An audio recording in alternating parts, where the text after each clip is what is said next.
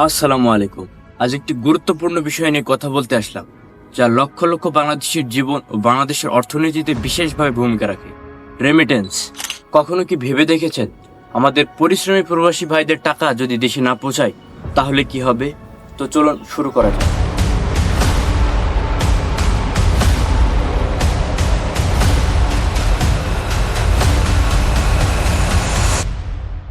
প্রতি বছর লক্ষ লক্ষ প্রবাসী বাংলাদেশি তাদের উপার্জনের একটি বড় অংশ বাড়িতে পাঠায়। এই প্রবাহকে রেমিটেন্স বলা হয়, যা বাংলাদেশের অর্থনীতিতে একটি গুরুত্বপূর্ণ ভূমিকা রাখে। 2023 সালে প্রবাসী বাংলাদেশিরা দেশে রেমিটেন্স পাঠিয়েছে $2192 কোটি, যা বাংলাদেশের অর্থনীতির একটি বড় অংশ। কিন্তু বাংলাদেশের চলমান কোটা আন্দোলনের প্রেক্ষাপটে গত 5 দিন ইন্টারনেট সংযোগ বন্ধ থাকায় বিদেশ থেকে আসা রেমিটেন্সের পরিমাণ কমে গিয়েছে। টানা 5 দিন ইন্টারনেট সংযোগ বন্ধ থাকার পর গত 24শে জুলাই সীমিত পরিসরে ইন্টারনেট সেবা চালু হলেও এই কয়েকদিনে দেশে রেমিটেন্স এসেছে খুবই কম, যা বাংলাদেশের অর্থনীতিতে বিরূপ প্রভাব ফেলেছে। যদি বাংলাদেশের এই বর্তমান পরিস্থিতি বহাল থাকে তাহলে ধীরে ধীরে রেমিটেন্সের প্রবাহ আরো কমতে থাকবে, যা বাংলাদেশের অর্থনীতির জন্য মোটেও কাম্য নয়। বাংলাদেশে চলমান কোটা আন্দোলন ও সহিংসতাকে কেন্দ্র করে বিদেশ থেকে রেমিটেন্স পাঠানো বন্ধের ডাক দিয়েছে। এই ব্যাপারটা বাংলাদেশের জন্য কতটা ভয়ঙ্কর হতে পারে?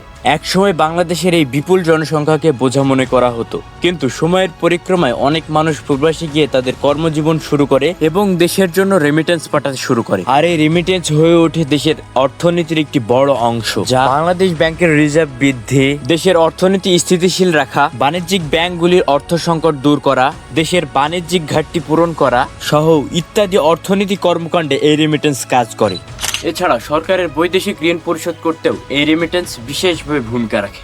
প্রতি বছর বাংলাদেশ প্রায় 22 থেকে 25 বিলিয়ন ডলার রেমিটেন্স পায়, যা দেশের অর্থনীতির যে কোনো ধাক্কাকে কাটিয়ে উঠতে পারে। কিন্তু বাংলাদেশে বর্তমান পরিস্থিতি বা যে কোনো কারণেই এই রেমিটেন্স আসা বন্ধ হয়ে যায় তাহলে বাংলাদেশের অর্থনীতির বড় ধরনের চ্যালেঞ্জের মুখে পড়বে, যা মানুষের সাধারণ জীবনযাপনে ব্যাঘাত ঘটবে। আমি যে রেমিটেন্স নিয়ে এত কথা বললাম, তাহলে কি বাংলাদেশে বৈদেশিক মুদ্রা অর্জনের এই একটাই পন্থা আছে?